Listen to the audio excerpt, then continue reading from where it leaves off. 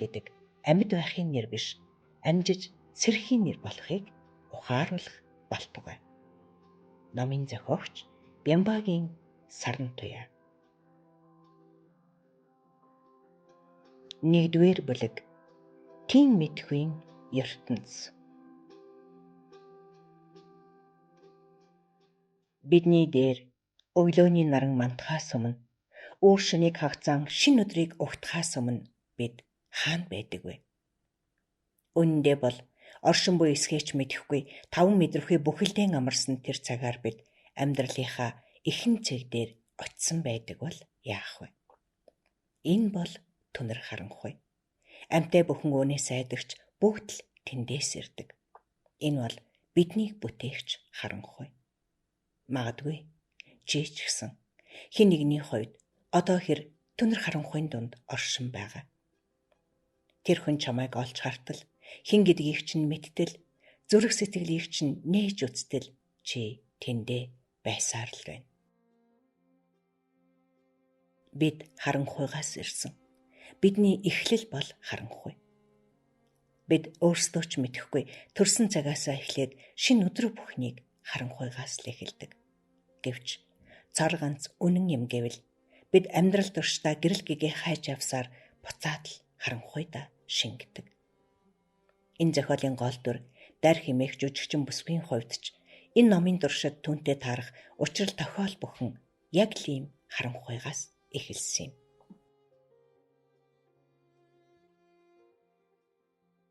Тас хар торгонд үлгээтсэн мэт амьсгал давчтам харанхуйг цуудатсан 2 цагаан гэрэл зэрэг асаж, хайчны ир шиг зөрөлдөн түгшүүр төрөм хүнд хинэлтэй хөгжим нэрхийн дуугарахад өөд өөдөөсөө харан зогсох эрэгтэй эмэгтэй хоёрыг нөгөө 2 гэрэл тойрон эргэлдээд чанх дээрээс нь тусгал таарах агшнаа хөгжим зогсож дахиад л нам гүм ноёрхов. Харц харцаараа ярилцах мэт бисээ дас ширтэн зогсох залуусыг хорвоо ертөнц тойрон эргэлдэж байна уу та гэмээр санагдана. Ер бусын ажин түжин ноёлж нэг л учир битүүлэг хэрхэн тодорхойгүй цаг хугацаа тэднийг бүчээд авчээ. Өхөл мэд харанхуйг сүлэх гэсэн мэт уянгалаг намуухан аяз хаа нэгтээгээс урсан эрэхтор бүсгүйн цэнхэр даашинсны хормой дэрвсхийн хийсэж эрс шидмэг янзаар залуу эрийг өөрөөсөө холтхон түлхэхэд хөгжмийн аялгауч даган өөрчлөгдөв. Гоо бүсгүйн алаг нүдэнд нулимс гялтганаж нимгэн урвал нь өмөлцөн байгааг үзвээс залуу эрд ихэд гомдсон янз илт байлаа. Би чамд ойлгуулах гэж зөндөө хэллээ. Сэтгэл минь яг л энэ аадрын үйлс бүрхсэн түнэр харанхуйтай эгээ ичлэх юм байна гэж хэлэхэд аяхандаа дүүрчирсэн нулимс нь хацрыг нь даган урсгад залуу эрийн хүмхий зуусан царай тодорч. Чи миний дэргэдээс үхэж л холдно. Би чамайг явахыг зөвшөөрөхгүй гэж уурсан хэлв. Чи миний хүсэл мөрөөдлийг боомлж чадахгүй. Би жигүүр дэлгэн дүүлэн нисмээр байна гэж бүсгүй хэлээд эргэв. Нисэх гинэ. Чамд далавч ургаа юу? Химэн залуу гайхаж басамжилсан янзтай араас нь асуухад эргэж харсан бүсгүй. Үгүй дээ хонгор минь. Хүний дайлжигвэр эндээ байдаг юм гэсээр ингэр цээж рүүгээ аяархан зааж хүсэл мөрөөдөл нь хүний талавч болдг юм гэж хэлээд эргэлээ. Тэгвэл би чиний тэр далавчийг чинь тасвар татна гэж хаашгирсан залуу ир. Үгүй чи хаашаач явахгүй. Хин хүссэн миний дэргэдээс дураараа ингээд явдаггүй юм гэсээр араас нь гүйцэн очиж бүсгүй мөрөн дээрээс угц татан эргүүлэхэд нимгэн торгомсоо цамцныхын замнаас атхан улаан нүүрэнд нь тас хийдэл алгадаж орхив. Яг энэ л агшна цаг хугацааг аянга нэрэгчих үү гэмээр бүсгүй нүдэнд очим манарсхийн хаа нэгтэйгээс хүчит хой салхи эргэлдэн ирэх шиг болоод бядлаг гэрийн ясархаг гараар алгадуулснаа ухаарч чадан тонгоох үед хүзүүндээ зөөсөн эмэг гижих нь эрхний хэлхээс тасарч хорглон чинээ мундар шайган боовоо гэлтэй шат шат хийсэн дуу энд тэндгүй өсчв. Хацар нь халуун шатан хорсож толгойн дүүнгдэг хагаад тэнгэрээс асгаран унаж буй үе олгон өрөл шалаар нэг цацагдж байна уу да гэмээр санагдана. Бүсгүйн аягандаа цөлөлдөж асан нулимс хацрыг нь даган урсаж ингэртээ зүүж асан хэлхээ олон зүйлт нь тасар татуулан алдуурч бүдэг гэрлийн дор борон тусал мэд шалан дээгүр нэг нэгээр цацран шархийлдан унаж буй чимээ орчныг бүрхв. Гэтэл харанхуйн хаа нэгтээс зогс химээсэн хахирган дуу хадаж их гэрэл мэлсхий таласаад театрын тайзан дээр буй хос залуусын царай дүр цоо илхэн үзэгдэв. Үзэгчдийн суудлаас дунд эргэм насны эрэгтэй хүн "Замлаа, чи чинь тэнэг юм уу? Яагаад ингэж алгадж байгаа юм бэ? Тайзан дээр зайгаа мэдрэлдээ. Нэгийг алах нь шүү дээ" гэж зэмлэн хэлэхэд л жүжигчин бүсгүй замланд алгадуулснаа бүрэн ухаарч нүрээ даран сон тосов. Хамтран тоглогч бүсгүйгээ өөрөө ч мэдлгүй алгадаад авсандаа ихэд бандсан замлан хэмээх жүжигчнэр "Уучлаарай. Би үнэхээр зайгаа мэдсэнгүй. Дүрдээ хитрхи ороод өөрөө ч мэдэхгүй уурлахдаа түүнийг алгадчихлаа. Уучлаарай" хэмээн их л гэмшингүй хэлв. "Дүрдээ ороод гин шүү" гэж хэлсэн найруулагч нэгийг санав болтой. "Нэрээ тийм. Сая бас юм мөндрийн чимээ шиг дуугарав" гэж асуухад нь нам гумыг тасалдуулан алдуурсан хэлхээ олон зөвлөлтний чимээ тийхүү түүний чихэнд тотгон сонсогдсныг ойлгосон бүсгүй хамтрагчтай хүчтэй хаалгад болон гайхаж алмайсан хацраа дарж байснаа сая ухаан орвоо гэлтэй ингэрээ тэмтэрч "Найруулагчаа, миний зүйл тасраад шалан дээгүүр цовон асгарсан болтой.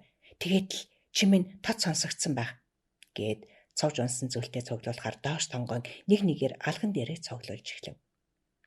"За яг болж байна. Дараа. Наадах чиний гомдлын нулимсыг илүү хүчтэй болгож үзэгчд харуулж байна" гэснэ.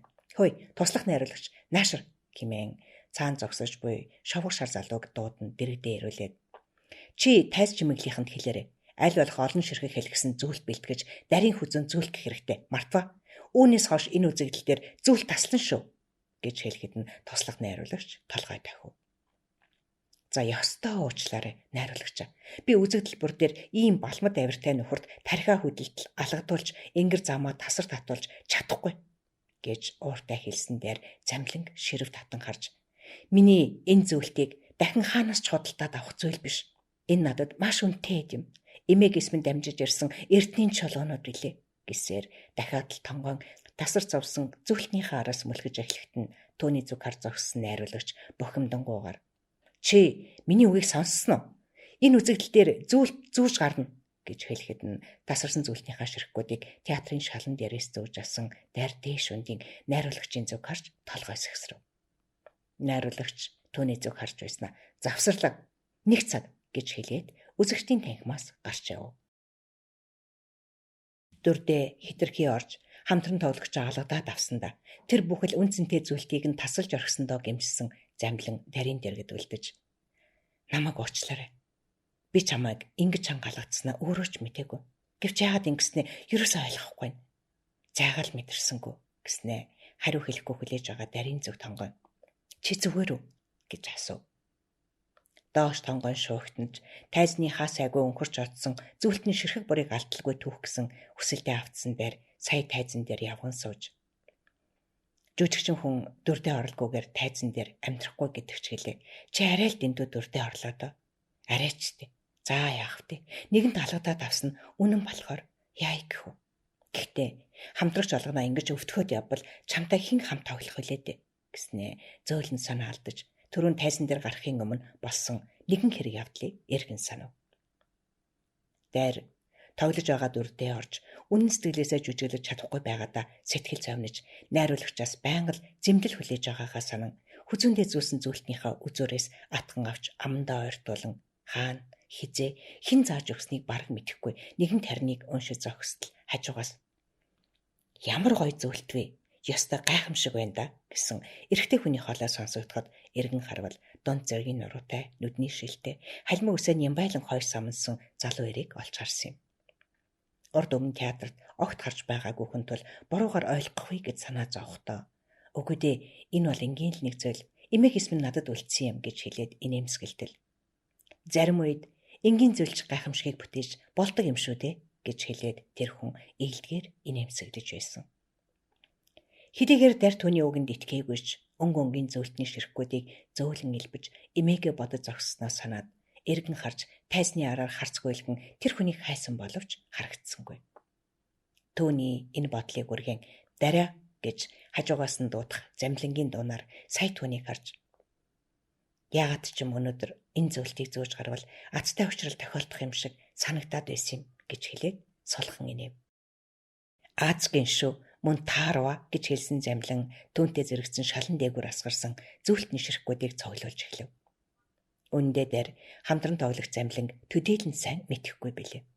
Хэдийгээр нэг жүжигийн гол дүр тоглоцгооч байгаа боловч түүний өөрийгөө дүүйлгэх мэт их зан, тайзан дээр цээж нүцгэлэн өдрөөр фитнест хөгжүүлж буй булчингаа гайхуулах, өөртөө дорд харьцах, ямар нэгэн байдлаар үгийн харан доош хийх гэж оролдох зэрэг нь тэсвэрлэшгүй санагддагч жүжигчин хүнд хамтран тоглохч голох хэрэг ханаас байх билээ.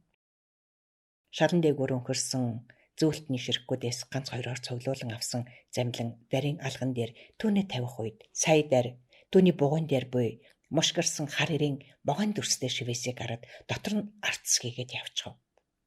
Айсан хүнд аргал хөдлөн гэвчээр тэр могоо морилзон хөдлөх шиг басны хичээлхүү дуу алдан. Чиний энэ шивээс гэснээ нүдэн анж би урд нь ёстой анзаарч байгаагүй юм байна гэж дайр хэлв. Замлин бугайгаа тоомжиргүй харснаа энэ үү шивүүлээ дуудаж байгаа юм а гэснээ нэгийг санав болтой. Дараа би гимээц хариулж чамд кофе авч өгье тэгхүү гэж асуув. Бүсгүй алгандаа цуглуулсан зөвлөлтнийхээ ширхгүүдийг зөөлөн имрэнгээ мотон шалны цаагуур наагуур харц гүйлдэн харгацуураа. За Замлаа тгий чи очиод кофе аваад байж. Би үлдснийг нь хайж агаад араас ч нь очие гэж хэлээд босон тайсны арны сандал дээрээс цүнхээ аван мөнөх тасарсан зүйлтээ халаасанд нь хийхдээ дахин тоолохыг анзаарсан Замлин. Чи зүйлтнийхээ тоог мэддэг юм уу гэж гайхан асуухад бүсгүй толгой дохин.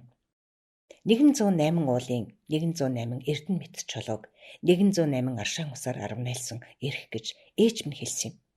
Миний эмээгийн эрх байгаа юм. Би ямар нэгэн сүсэг бишрэлтэй хүн биш л дээ. Хаяал гангарах гэд хүзэндээ зөөдөг юм. Аз дагуулад байгаа юм шиг санагддаг гэд эрхний бөөрнүүдийг инкрээлэх мэд хоруугаараа хөнгөн илбэж байв.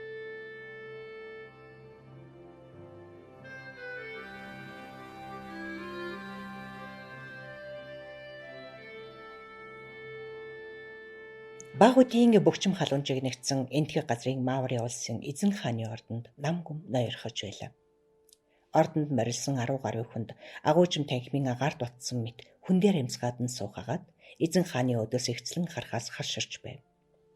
Орон даяар цустгаан ашок хэмээн нэрлэгдэж үе олон хүний амь насыг бурлагсан хэрцгий арин шинтэй хаантан бэр бурхны шашны гүн онолд сэтгэл автсан цагаасаа л нүгэлт үйлийн хилэнцгийг ухаарч инрэл нэгүсэлд хичээх болсон билээ. Гэвч тэгтэл хайрлан санах ариун дагшин бурхтын оронд нь аюул учирч нууцын намын шившлэг алдагдан энгийн нэгэн дайчин бэр тэрхүү шившлэгийг зүрхэн талдтаа хураан авч бүхнийг эрхшээхийг хүссэн аюумшигт хэрэг явдал гарчээ. Хөмсөг зангидан хөмхий зуусан хаантан бэр очир таягныхаа бариулыг ил татгах луга хуруугаараа чинэртэл базаж тавин удаан суув. Уур хилэндээ багтрах шахсан хаантан бэр буддийн сургаалын гэрэл замаас буцаж урд өмнөх харгислуудаа үйлдээд эхлэх үедээ гэдгээс эмээж буй хүмүүсийг анзааран хэсэг хараад сая амнэв. Бибэр урдын нэгэн гимнүглээ бясалган тунгааж бурхтын өмнө тангараг тавин андгай ургаж цус дайныг зогсоосон билээ. Өвдөж авсан хүн хийгээд ан амтныг эмчлэн идгээх зарлиг тавьсан билээ. Би нэгэнд сэтгэлийн нүгэл хилэнцээ ариусгасан тул намайг буруу тийш урин залах гэсэн өш хонзонг твчих учиртай химээхэд танхимд байхсад уймж эхлэв. Хаантан минь болгооч хайрал. Бид тэр хүнийг цаазлан хороох учиртай. Нууцын тарныг эрхшээсэн тэр хүн цог цагийн хүрдний онсыг нээж бүхнийг эрхшээн дэлхийн ертөнцийгч буруу тийш эргүүлж чадна. Хаантан минь үндэ бол бид түүнийг цаазлаад ч нэмэргүй. Нэг удаагийн цаазаар тэр хүний зүрхэн шингэсэн нууцын намын баримтаг задлах шившлэг тарныг буцаан авах боломжгүй гэж байр суурьа илэрхийлцгээв. Бид өнөө түүнийг цаазлаач тэр хүн дахин төрөл авахд нууцын тарин дахин түүний зүрхэнд дэлгэрнэ. Учир нь тэр шидэд үгс уг хүнийхээ зүрхэнд нь номын гэрэлт үсгээр тодордог гэж дэрэгдэн суух өвгөн ламтан тэдний үгийг батлан айлдав. Ашок хаан ахаад л хөмсөг зангидав. Багш та надаар тийм хатуу зарлиг буулгах гэж бүү яар. Энэ насанда бурхтын өмнө өргөсөн андгай тангараг энэр нэгүс хүйсээ би яах вүлээ хэмээхэд өвгөн лам алга авсран. Үндэ бол Нууцын намыг нээх түлхүүр болсон шившлэг түүний зүрхэн чингсэн байгаа цагт арилгах боломжгүй билээ. Тэр хүн дахин төрөл төрөх тутамд нууцын намын шившлэг шидэт харин түүний сүнстэй хамт төрж зүрхэнд нь дэлгэрсээр л байна. Ухамсартай хамт явах оюуныг шидэт таринаар түлхүүрдэн онгойлгоход цогцоогийн хурдны нууц ил болно. Оюуны нэгш түлхүүр болсон оюун түлхүүрийг муу хүний мэдэлд өгвөл цаг хугацааны хэмнэл алдагдаж шамплын орон аюулд орж бидний амьдралын өнгөрсөн одоо ирээдүйн 3 цаг холилдон замбуутыг бүхлээрээ цамбраагаа алдна. Тиймээс л та энэхүү хатуу зарилгийг буулгахаас өөр зам үгүй хэмээн өнөөх ламтан гэлээ хааны зүг хүндэтгэн бэхив. Хаан өг дуугүй таягны ишээ бацлан суух нь танхимд буй хүмүүсийг хэрхэн тодорхойгүй агаар дор хам бүчих мэт хүлээлт үргэлжлэнэ. Алж хорооно гэсэн ам зөвхөн хаан хүний амнаас л гардаг зарлиг билээ. Энгийн хүн энэ үгийг хэн нэгэнд хэлэхэд цээртэй агаад хэдэн төрөл дамжсан ч үүлийн үр төөрөхгүй онож өр төлөөс болон нөгөө хүнээ хороож үйж сая холбоо тасардаг нууц шижимтэй үг. Өвгөн шид гэж юм. Тиймээс та энэр нэгүүлсэгчээс гадна хаан хүн гэдгийг санаж зарлиг юугаа буулгана уу хэмээн ламтан дахин шавдуулах үед хаантан бээр эцсийн шидийг гаргаж адан байхыг анзаарсан мэт ордны цонхоор тусах шаргал наран хүртэл буман засаргаа хумин зөвхөн түүн рүү харж шамблын нууцыг алдаж олохгүй тул амлалтаа сүүлчийн удаа зөрчиж болно гэж хэлж шивнэж байх шиг санагдав. Ашок хаан энэхүү мэдрэмжээ тогтоон барьж шамблын тэмдэг үзэгдлээ гэж сэтгэсэн тул сая толгой дохин. Энэ бол миний сүнсийг нь танилцах сүүлчийн хүн болог. Дахин төрөхгүй, дахин төрөл авахгүй болгож хил зүрх хоёрыг нь хамт цуглан авч сүнсийг нь эгнэгт үгүй хий хэмээн хэлээд гартаа барьсан очирт таягаараа газар дэлсгэд хааны ордны хан тааз дөргөн шалн цөмөрчих шиг болоод Ашок хааны очирт таягны газар дэлсэх чимээтэй хамт амнаас нь гарсан зардаг аль хэдийн ордноос гарч эртний Маури хотын нарийнхан гудамжуудаар зүг бүрдээ тархан маргааш өдөртөө залгав.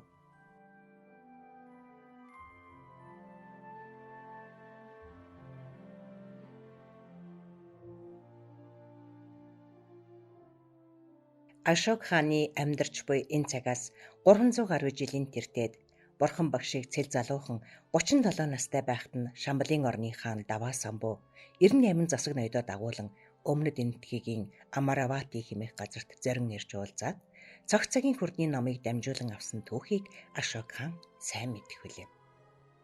Өмнөх иргэн шилдээ нарны шүтлэгтэй байсан Шамблын орон инхүү Бурхан багшаас дүүнкэр буюу цогц цагийн хурдны номыг дамжуулан авснаар хүй орчлонгийн өмнөх бүх соёл иргэншлийн цогц мэдээллийн санг эзэмшиж байсан Шамбал энэ цагаас эхлэн цаг тооны болон засаглалын бас хүү соёл иргэншил мэдлэг боловсролын цогц шинжилгээг хийх эхлэн тавигдсан юм.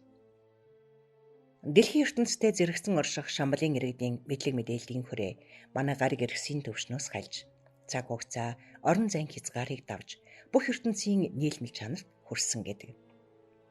Калабо хэмээх нийслэл нь цогц цагийн хурдны хот мандал хэлбэртэй цаг хугацаан доторх цаг хугацааг эрхшээгч болон шинээр оршин тогтсон гэдэг.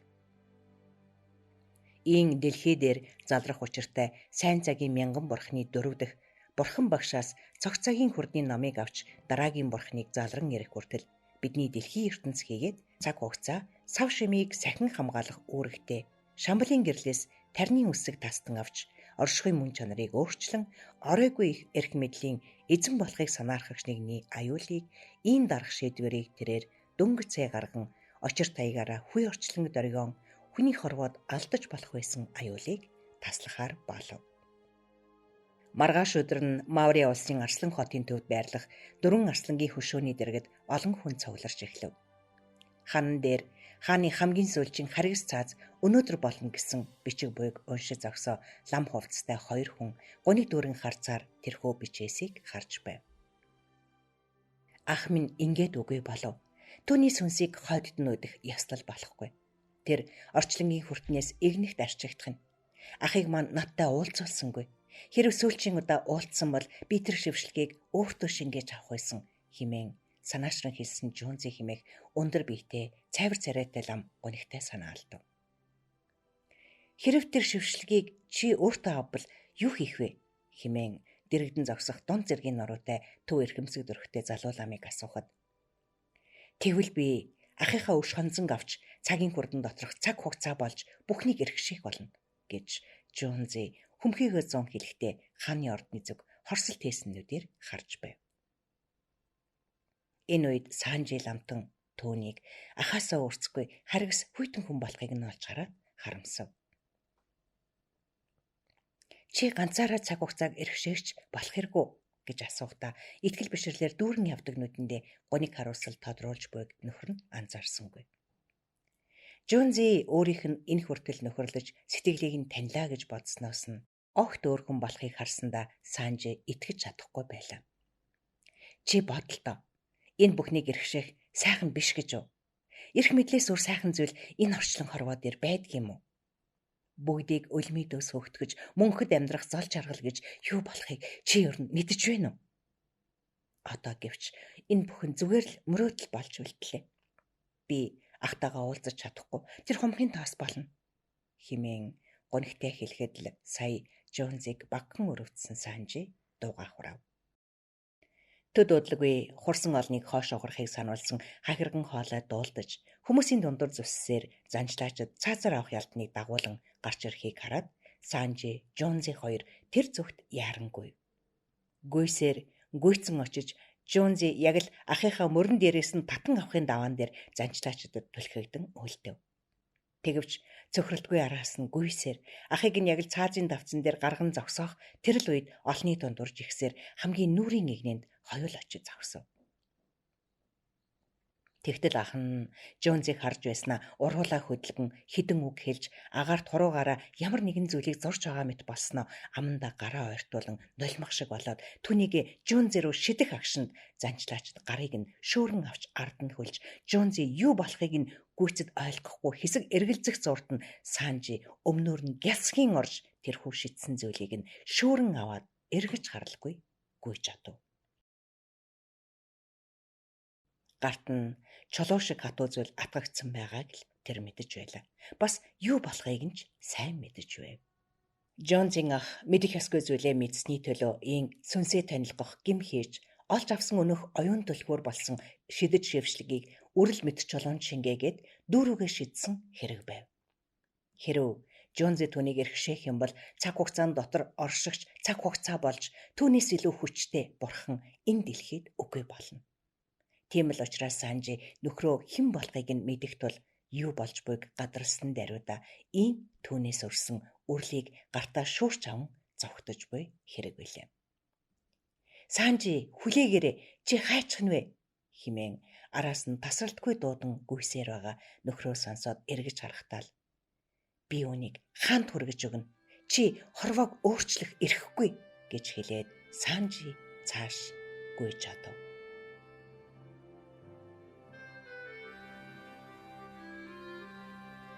Дараа хүлээгээрээ хэмээн араас нь дуудсан хин нэгний дуунаар кофе шоп руу алхаж авсан дарийг эргэн харвал замлан яаран ирж аваа харагдав. Би чамайг аль хэдийн иш ороод кофе аваад сууж байгаа гэж бодсон юм хэмээн хэлсэн дарийг гүйцэн ирсэн замлан. Би утсаа марчихжээ. Тэгээд гүйж ороод аваад ирлээ. Кофе авчихсан байгаа гэж хэлээд дайр замлан хоёр зэрэгцэн алхав.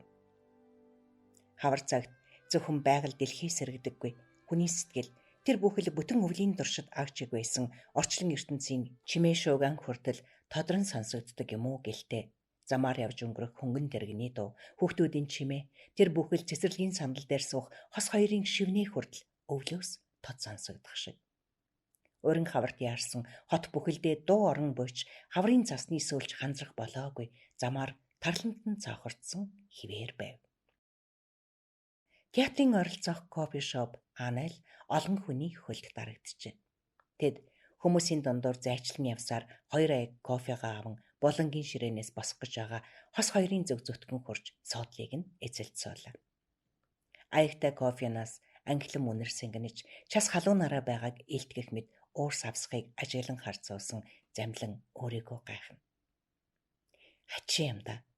Би яахаараа дарыг тийм ширүүн алгадаад аваа хэмээн өнөөч өөрийгөө буруутхан бодоод сая түүнийг алгацсан гарынхаа алгыг дэлгэж харахтаа Гэхдээ бас хачин. Би дарийг алгадах тэр үед надад яагаад ер бусын хачин таашаалт мэдрэмж төрсөн юм бол тэр надад ямар ч гим хийгээгүй шүү дээ. Тэгсэн хэрнэ түүнийг алгадаж бас эмээгийнх нь нэрх тасран алдуурч шалан дээр өнгөрч байхад төрсөн мэдрэмж яг юу вэ хэмээн өөрийнхөө дотроос нуугдаж гинэт үндийсэн үл таних араатналаг авирыг анзааран гайхаж байв. Би тийм хүн биш шүү дээ. Эмэгтэй хүнд гар хүрдэг хүн биш. Би тэгтэл хайрладаг эмээгийнх нь нэрхийг таслаад хайрчглаа хэмээн тэрл ер бусын танихгүй мэдрэмжтэйгээ тэрсэж суутал. Зөвөө. Чи түүнийг таслах ёстой байсан. Чи тэгэх гэж л тайзан дээр гарсан гэх хачин бодол толгойд нь орж сэтгэлийнх нь мухраас баг тавнд хансан баярт мэдрэмж огших шиг болоход өөрөөсөө цочив. Яалаа гэжтэй. Би дард дургүйч арайч тийм хүн биш. Гэхдээ л түүнтэй таарах болгондоо мэдэрдэг хүйтэн хан шиг өөдөөс түлхээд байдаг тэр мэдрэмж ямар учиртай юм бол гэсэн гайхшрал бас зэрэгцэн. Замлаа. Чи яава гэж хажуугаас нь дарийг асуухад л тэрээр энэ кафед ганцаараа ширээний ард суугаагүйгээ санав. Өө зүгээрээ.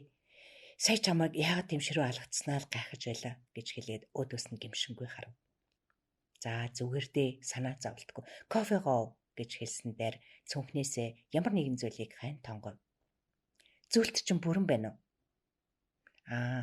Толгойд нээснийг содон улаан шөрөн бөмбөлөг нь олддгүй. Би тайсныханд хэлчихлээ. Өнгөрч аваад нэг юм даагуур л орчихсан юм шиг байна. Сургалт дуусахаар би чамд олж өгье гэж хэлсэн Замлан аяхтай кофенаас аяархан орчиж суугаа дарийг харж сая л түүний эрвээхийн далавч шиг сармуус айсан эсвэл үргэсэн янзгных шиг нүд дээгүр нь ялангүй цагаан хүрээ татчихсан мэт харагдах зөөлөн урвал нимгэн цамсныхын дээд талын хоёр тавчин сул тавигдаж түүгээр цохойч буй ингэр цээж хоёр хөхний дунд буй жижигхэн хар мингийг анзаарч суухдаа түүнтэй таарах бүхэнд өөдөөс нь түлхээд байх шиг санагддаг нөгөөх хүйтэн хан хэрэм нуран унсан юм шиг тайвширлыг мэдэрч байв. Замлан энэ мэдрэмж яг юу болохыг эргцүүлэхээр нүдэн ханин суудал. Нүдэнд нь түрүүхэн тайзан дээр тасран унсан эрхний ширхэхгүйд хэрхэн шалан дээгүүр бүжин ийш тийш бөмбөрч байсан нь харагдах шиг болоход. Тэр эрхэл намайг дард ойртуулдаггүй байсан болов. Одоо тасарсан болохоор тэр хан хэрэм нурсан юм болов гэсэн утгагүй бодол бас төрж байв. Замлаа, чи сая ямар кино тоглосон бilé гэж дарийг гинт асуухад Мясны бүжиг гэж кино тоглосон юм.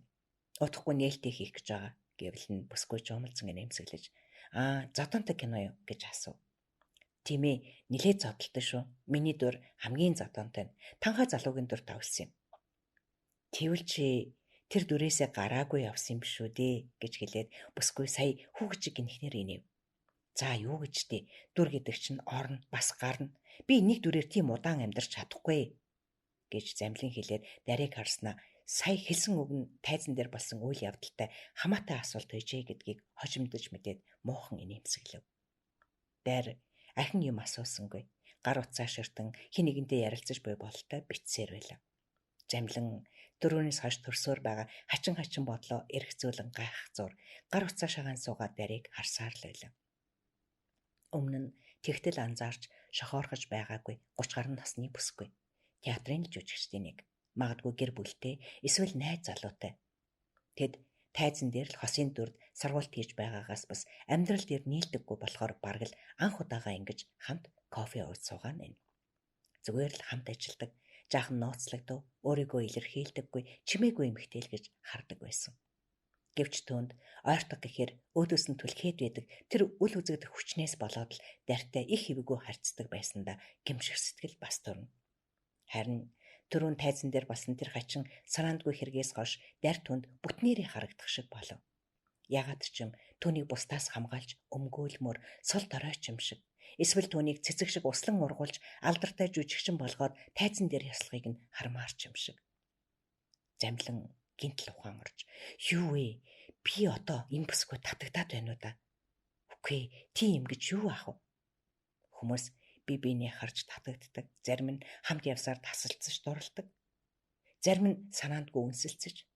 Харин би алдагдаж дурлдаг хүн юм гэж юу? Химээсэн хачин бодол түүнийг эзэмдэх зуур нарийн гар утсан дуурав. Тэрээр харилцуурыг авч уцаа чихэндээ наагаад инээмсэглэн "Байна уу? Найзаа, төрсөн өдрийн минь төргий. Уг нь би их л залгаж баяр хүргэх гэж байсан юм. Чи залгалаа" гэж хэлээд санаан зовсон янзтай муухан инээмсэглэхэд түрүүн алгадуулсан газар нь уламж улайх шиг харагдав. Цаанаас нь хэн нэгэн яриад л байгаа бололтой толгоогоо дахин сонсож байснаа. Цагаа харж "Найз нь очноо. Мэдэж байгаа. Өнөөдөр сургуульд тусаад яваад очие. Юу гэж мартахвдээ" гэснээ цагаа харав. Харилцуурын цаана буй хүн яриад л байгаа бололтой. Дайр дахин толгой дохиж сууснаа. "За ойлголоо. Орой уулзъя" гэж хэлээд уцаа салгав. Уцаа салгасан хойнооч инээмсэглсээр байгааг ажвал их л дотн найз нь төрсөн өдрийнхөө баярт урьжээ гэдэг нь илт байв.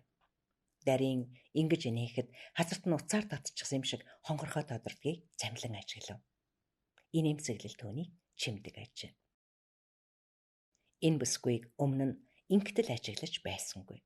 Дон зэргийн нуруутай, давхраатай борнуудтай, өөртөө таарсан биеха зүс царайтай.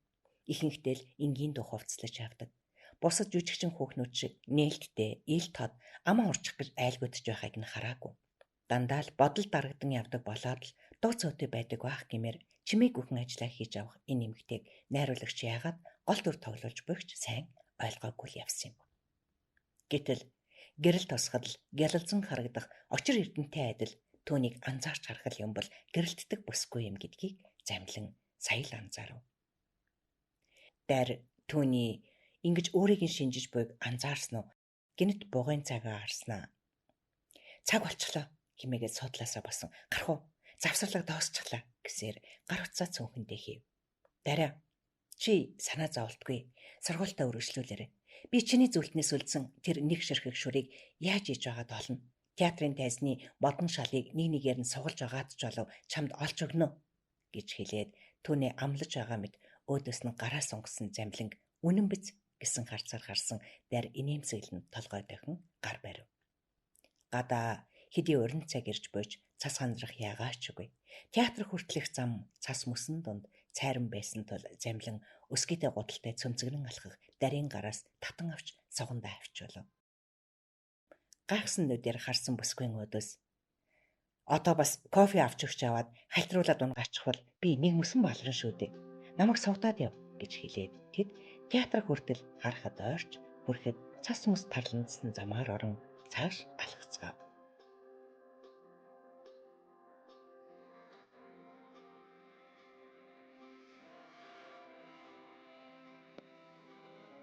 Энтхэг газрын Маори улсын Арслан хотын гудамжаар шидэт үрлийг булаацалдан ар араасаа гүйж асан Санжи, Жонзи хоёр гүйсээр аваа. Үнэн хэрэгтээ тэд хотын гудамжаар хоёул ингэж ар араасаа хөөцөлдөн гүйж байгаач яг энэ л агшинд тэдний дээгүүр хувь заяаны хий биетэй гэрэл сүүдрүүд хоёр тал олцоход тэдэнтэй хамт шившлэгтэй чулууг булаацалдан тэмцэлдэж байгааг аз шамблаас л толдон харна уу гэхээс махан нүдэд цусан зүрхт хүмүүний нүд хэрхэн олж харах вүлээ. Гэвч Санжи атгсан шидэт чулууга хаант хүргэж өгч чадсангүй. Жонзич тэрхүү ахыхаа үнд чулууг гартаа оруулж чадсангүй. Харагдах барааны орчлонд хоёр найз тэмцэлдэж, харагдах бараа үгүй хоосон агарт хар цагаан хүчний гэрэл сөөдөр хойно урдаа орон тийм тэмцэлдэж аваа. Тэд гүйсээр хотоос гарч цааш гүйсээр нэг мэдэхнээ хадан хисааны эрмэг дээр тулан ирэв. Яг л асар том биетэй хүний амнаас нь цохойж буй хил адил их зурагш санаж тогтсон эрмэг өндрийн үзүүр дээр зогсож байгаагаа мэдэв. Магадгүй энэ хад анхлан орчлонг бүтээгчийн амнаас цохойж байсан хил мөн бол Санжийн гарт татгаастай чулуунд шингэсэн тарныг анх энэ л хилний үзүүрээр шивнэн хэлсэн байж магадгүй. Тэгээд л Шамблын гэрэлд уусах ёстой тарин шаргал наранд орох хүмүүний мэдэлд эрхийн цагт энд л урин авчирж хураан авах гэж буймад эгэлгүй сүрлэг аваа. Санжи цааш явах газаргүй болсон тул сая гартаа хатгсан таринтай чулуу тогтон харав. Шүр адил час улаан өнгөтэй голоороо нүхтэй тэр чулуунаас юр бусын гэрэл ойж байгаа шиг санагдана. Төлөвгүй Жонзи түүнийг гүйцэн ирж шивлэгтэй чулууг булаацалдах агшнаа шидэт төрөл тэдний гараас мултран аврагч чулуун дээр нэг унснаа хэд өнгөрөөд үзүүр ирмэг дээгүүр нь даван доош шунган жингэнэн унахыг араас нь нэхэж авсан сайн муу тэнгэрүүдийн салхи мэт хүчинд Санжи Жонзи хоёул түлхэгдэн тэр ирчээрээ доош унав. Тэр дор хадны яролд ариун үрлийг булаацалдахаас өмнөх анд нөхөд амьдралын хүрдэн үүнээс цааш үргэлжлэх ирээдүйн төрөл учрал бүхний өстөн дайснуудын цогцос цосон зам татуулан хаг усарч эрдэнийн шившлэгтэй шидэт төрөл хадан дундуур тор хийн өнгөрсөөр нэгэн хармаг ботны дунд хурч тогтов. Төрөөнөөс хойш тэдний дээр тэмцэлдэж асан сайн муу тэнгэрүүд тэрхүү чулууг харж байгаа хэрн авч чадахгүй гачлан бие үгийн зовлон гар үгийн гайхшралтайгаан хамт гацаж орхив. Энэ зор Арслан хот